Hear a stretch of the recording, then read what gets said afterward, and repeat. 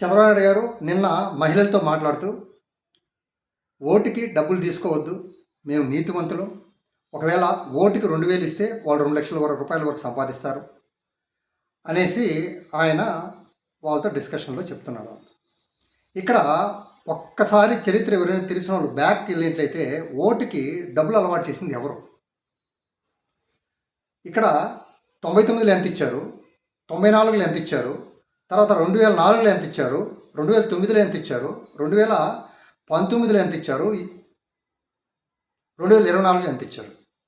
ఒకసారి చూసుకున్నట్లయితే ఫస్ట్ 20 రూపాయలు ఇచ్చారు అని చెప్పింది. మీ నుంచి అలవాటైంది వాళ్ళకి, మీ పార్టీ వాళ్ళు అలవాటు చేసింది ఫస్ట్ టైం. తర్వాత నెక్స్ట్ 99కి వచ్చేసరికి ఎంత అయింది? అది 200 రూపీస్. అప్పుడు చూశాను నేను. తర్వాత మళ్ళీ ఎప్పుడు చూశారు? 2004 500 రూపీస్. తర్వాత 2009 తర్వాత ఎంత ఇచ్చారు? 1000 రూపీస్. తర్వాత 2014 2000, 2019 2500, ఇప్పుడు మొన్న ఎలక్షన్లో 3000. అసలు వద్దన్నా కూడా ఇంటి దగ్గర ఇచ్చేసి వెళ్ళిపోతా ఉన్నారు. అలవాటు చేసింది ఎవరు సార్? ఒక్కసారి చరిత్ర తెలిసిన వాళ్ళకి వెళ్తే అర్థమవుతుంది.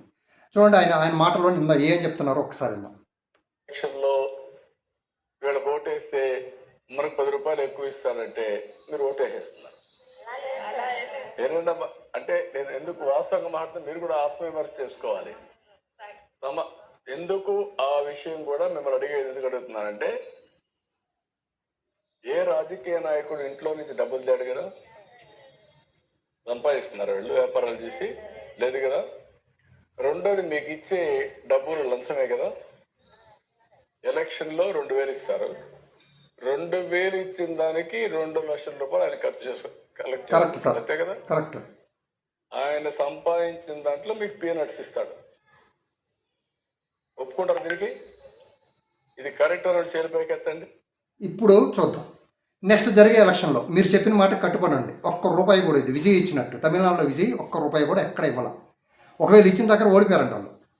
అయితే ఇక్కడ మీరు ఇవ్వకుండా రేపు స్థానిక సంస్థల ఎన్నికల్లో కూడా మీరు ఇవ్వకండి. చూద్దాం, మీరు ఇచ్చిన మాట కట్టుబడి ఉండండి.